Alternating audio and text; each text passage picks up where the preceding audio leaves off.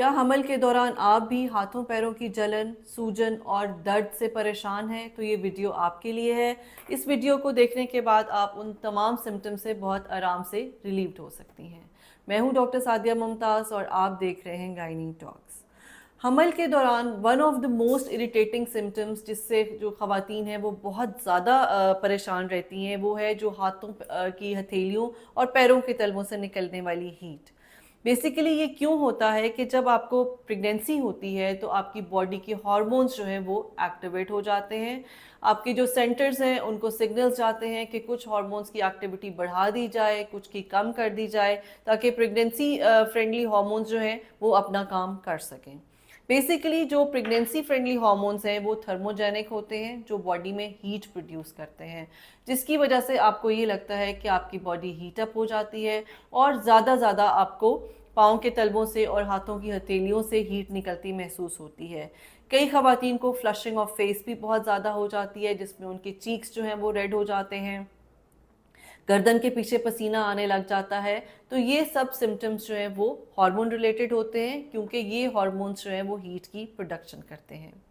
दूसरा फैक्टर ये होता है कि जब आपको प्रेगनेंसी होती है तो ब्लड का वॉल्यूम ऑटोमेटिकली बढ़ना शुरू हो जाता है। यहाँ तक कि नियर टू डिलीवरी आपका जो ब्लड वॉल्यूम है, जितना ऑलरेडी आपका वॉल्यूम था, उसमें 2 से 2.5 लीटर टोटल जो है ओवरऑल जो है आपका ब्लड वॉल्यूम बढ़ चुका होता है।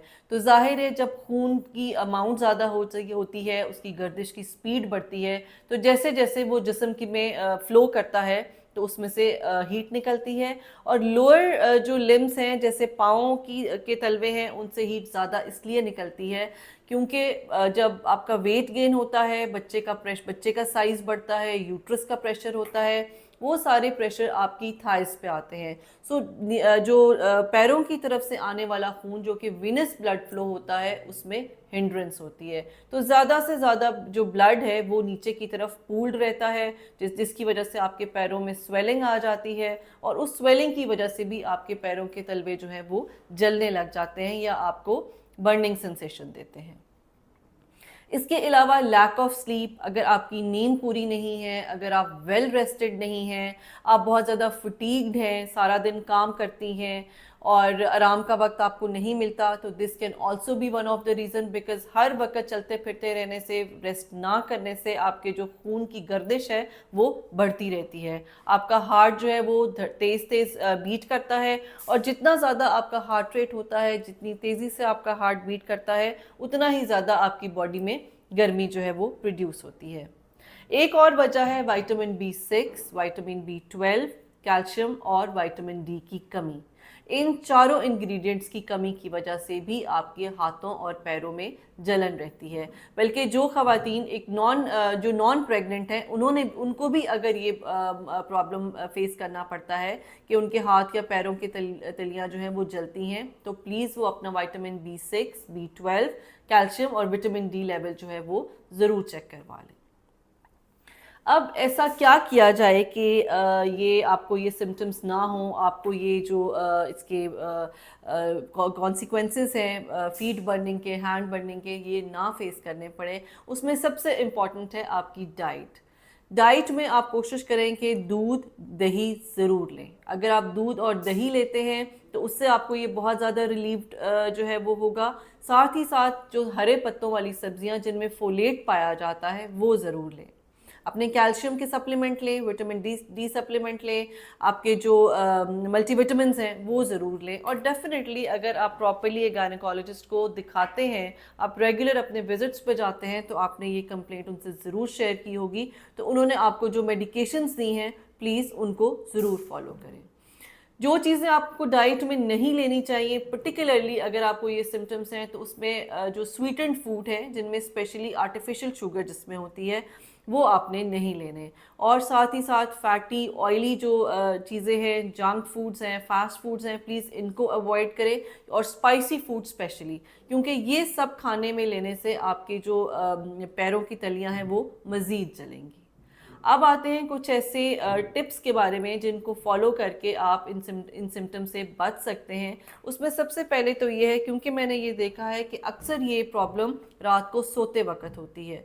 सो जब आपका बेड टाइम हो तो उससे 15-20 मिनट के लिए आप एक टब लें, उसमें आइस वाटर पानी डालें और पैरों को उसमें 15 मिनट के लिए सोक हो लेने दें।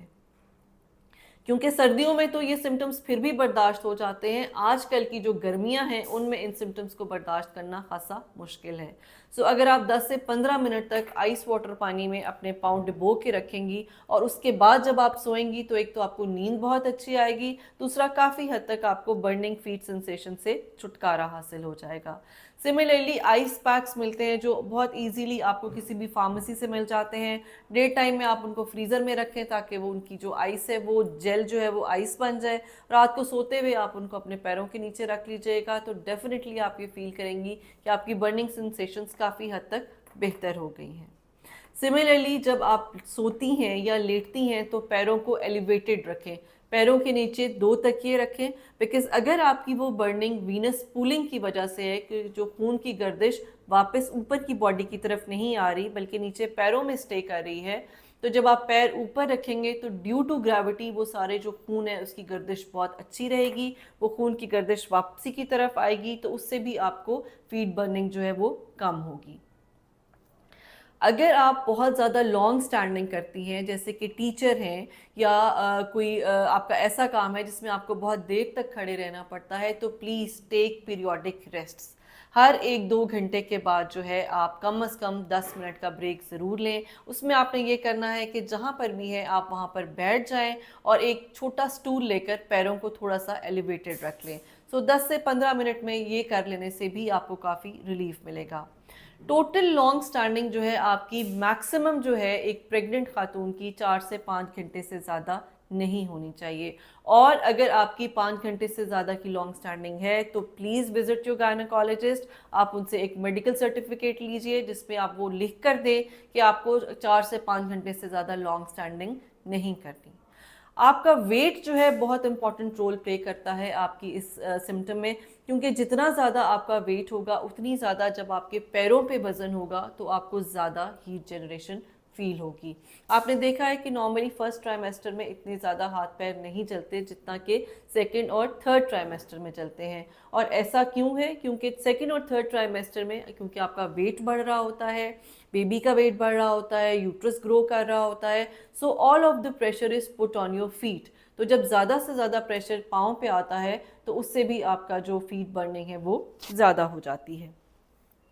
अब कौन सी ऐसी सिचुएशन है कि जिसमें आपको अलर्ट होना है कि आपको फ़ौरन डॉक्टर के पास जाना चाहिए, कि साथ ही आपको फीट बर्निंग हो रही है, आपके पैरों के तलवे जल रहे हैं, हथेलियाँ जल रही हैं, साथ आपको 100 के करीब फीवर हो चुका है, आपका जिस्म कांप रहा है, शिवरिंग हो रही है, हेडेक हो रहा है और बहुत ज़्यादा स्वेटिंग हो रही है। अगर तो ये सारे सिम्टम्स इन कॉम्बिनेशन हो जाते हैं तो फिर आपको इमरजेंसी हेल्प की ज़रूरत है। फिर हमें बाकी चीज़ें जो हैं उसको देखना है कि और क्या वजह है कि साथ ही में आपको ये सिम्टम्स भी हो रहे हैं। सो आई एम श्योर आज की वीडियो देखने के बाद आपको जो फीट बर्निंग का जो सेंसेशन थी उससे काफ़ी हद तक आप छुटकारा पा लेंगी। Thank you.